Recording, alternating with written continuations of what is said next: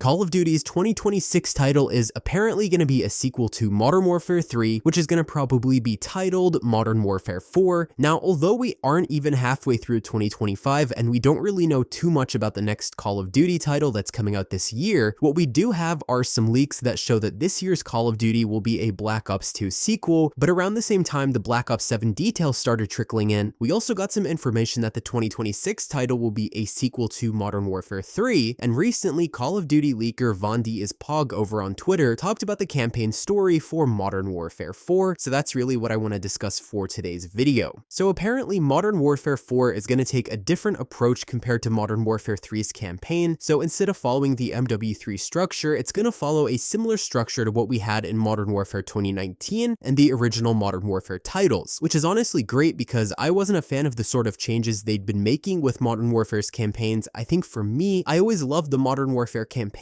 because of the way they were structured, how you had different storylines to follow that intersected. Those things were fun, but the way they were written out was really the gem of it all. So I'm happy to hear this, and Modern Warfare 4's story will apparently be a split narrative that follows Task Force 141, of course, and the SAS, as well as the Demon Dogs and USMC. So the Demon Dogs were introduced in the Modern Warfare 2019 campaign. If you remember that hospital mission in Urzikstan, I thought that mission was great, so I'm interested to see what sort of story we're going to be getting with the Demon Dogs. The main antagonists are going to be Makarov's Inner Circle as well as the Russian Federation. Apparently there might be a sort of side plot that involves South Korea, but the details aren't really known just yet about what this means. It would be cool to see a different setting than the ones we've been seeing so far in the Modern Warfare franchise. The settings are cool and all, they work for the story, but I do like how we explore different things, like how we had Mexico in the rebooted Modern Warfare 2 and things like that, but South Korea would be an interesting choice to see as well. So each point of view is going to have some sort of tonal difference, meaning that each branch is going to have a different style, approach to the gameplay and things like that. So the Task Force 141 sequences will likely be more similar to what we've been seeing with stealth infiltration and high action segments, while the Demon Dogs are going to have a bigger focus on immersive urban firefights and CQB room clearing segments, and they'll be more similar to the American missions from the original trilogy. In terms of the characters that will be included, there's some spoilers in here in case you're not caught up on the Modern Warfare storyline, but anyways, for the Demon Dogs, it looks like it's going to be Griggs and some new characters. For 141, it's whoever's left aside from Soap, basically. Now, as for Price being wanted for Shepard's death, it doesn't really seem like that's too big of a plot point in the story. The game is apparently also going to be going for the Modern Warfare 2019 style in terms of having a much darker overall tone and including lots of shock value moments. I think this is a much more welcome writing decision because one of the issues I had with where the Modern Warfare story was going was that it felt basically like it was sort of getting a bit too superhero-like. I mean, yeah, the members of Task Force 141 are special forces, but I feel like there needed to be more of a realistic, gritty feel like we had back in Modern Warfare 2019, which I still think is one of the best modern Call of Duty campaigns thus far. I like where the Black Ops storyline is going, but I felt like Modern Warfare 2019 was definitely the one that I could replay over and over compared to some of the other newer campaigns. Now, the Modern Warfare 4 storyline is apparently going to have the 141 members be more like soldiers that are willing to do anything to accomplish the mission, with morals sort of being pushed aside in order to get the end goal achieved. Now, they did talk about stuff like this existing in Modern Warfare 2019, and there was that sort of choice system, but I felt like there were still flaws in the marketing compared to the actual storyline, because the marketing teases that the gloves are off, that things are going to be seriously unethical and whatnot, but the story would put you in a situation where you made a choice and then it would force your hand into making another choice anyways, which didn't make much sense to me. I think what would work best for Modern Warfare 4 is to actually take Ghost's words from the MW2 campaign, where he said that choices have consequences, and actually genuinely implement this. I don't think we necessarily need to have a choice-based system, but I felt like Black Ops Cold War implemented the whole choices and consequences thing better, like when you could just straight up throw that one guy over the roof near the beginning of the campaign, or you could have chosen to arrest him. There should be more of that sort of system in the game and actually have your choices genuinely make an impact on the progression of the story. It looks like there's also going to be a mission in New York City, but it won't be an invasion like the original Modern Warfare 3. Instead, it's likely that it's going to be a false flag attack by Makarov, or he's going to try to pin the blame on Russia, so I guess this is the no Russian of the rebooted storyline. It also looks like the New York City mission is going to be a flashback that took place shortly after the events of Modern Warfare 3 and will impact the storyline of Modern Warfare 4. It also looks like Modern Warfare 4 might be taking a bit of a near futuristic approach, similar in line to Black Ops 2 and Call of Duty Ghosts, so the game is going to remain grounded, but it will probably take creative liberties with the technology of the world living in the aftermath of the Black Ops 2 Second Cold War, and since we know that the storylines are now all interconnected, it would make sense. Black Ops 7 is supposed to take place in 2035, and so I guess what this means is that Modern Warfare 4 storyline is going to be sometime after 2025 or something like that. I think that makes sense because Black Ops 2's futuristic storyline, or at least it was futuristic at that time, took place in 2025. And since we know that Modern Warfare games tend to follow the current time or the current world, I wonder how that's going to affect the storyline in general. It's a bit confusing how they're doing all of this with the stories. I'm not sure how they're going to balance all this out. There's a lot of ins and outs that exist in these stories, and it does kind of feel a little convoluted at times, but this is pretty much what's guaranteed to happen when you intersect so many different plots into one universe and try to tell those stories at different periods of time all the time. I guess with Black Ops 7 though, we're not going to be going back to the older era anytime soon, so it looks like whatever we get in Black Ops 7 is going to continue the storyline into the future basically. Now that also makes me wonder if there's ever going to be another World War II Call of Duty, because Vanguard, the storyline technically intersects as well, but would they really go back to that era? It seems like Call of Duty is kind of going all in on Modern Warfare and Black Ops, so I wonder how this will fare for all the other ideas and studios. There were rumors as well that Advanced Warfare is going to be getting a sequel sometime in the future, but will they intersect that with Black Ops, with Modern Warfare? It's definitely a lot to think about for sure. Modern Warfare 4 is likely going to be releasing in 2026 with Infinity Ward leading the development. There's been some leadership changes in the studio since Modern Warfare 2, so I'm hoping that this means that we're actually going to be getting a genuinely good story this time around, and that overall Modern Warfare 4 is going to feel sort of in line with Modern Warfare 2019, at least in terms of the quality. Now, Modern Warfare 4 from a gameplay perspective though is apparently not really going back to the slower pace that we had in Modern Warfare 2. It seems like we're going to be getting omni movement and faster paced gameplay, sort of like mixing Modern Warfare 2019 with Black Ops 6, which I guess does make sense. I was never a fan of slower paced Call of Duty games. I always liked Black Ops because it was faster and more high action, but of course every Call of Duty player has a different preference on these things. DMZ is also set to be returning with Modern Warfare 4, but it's going to be a different style than what we had in Modern Warfare 2. Now, DMZ was one of my favorite modes back in Modern Warfare 2. I didn't really play Standard Warzone at the time, and I would opt to play DMZ. I thought it was a lot of fun, but basically DMZ might actually be combined with Spec Ops in Modern Warfare 4. If you remember, Spec Ops was an MW2 and it was part of the premium game, so basically you had to buy the game to get access to Spec Ops, but it looks like DMZ is going to take that same approach and not be a free-to-play thing as part of Warzone anymore with Modern Warfare 4. Now, back in MW2, DMZ was in a beta state at the time, but this new version of it is going to be the fully completed one.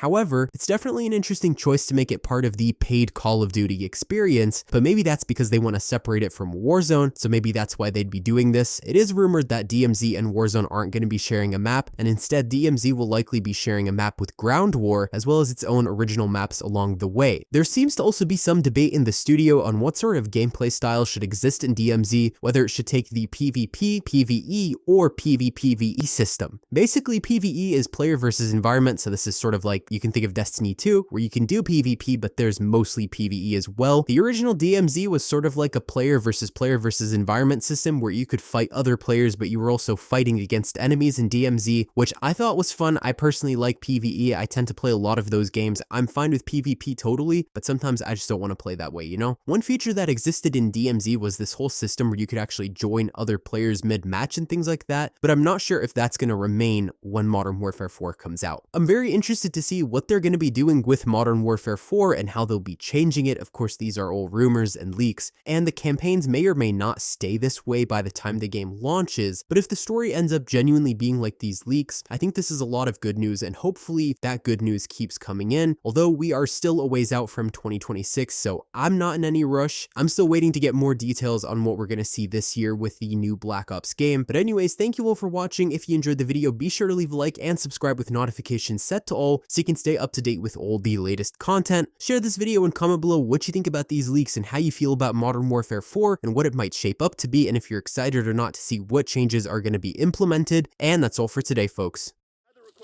Watchdog Helo on my grid.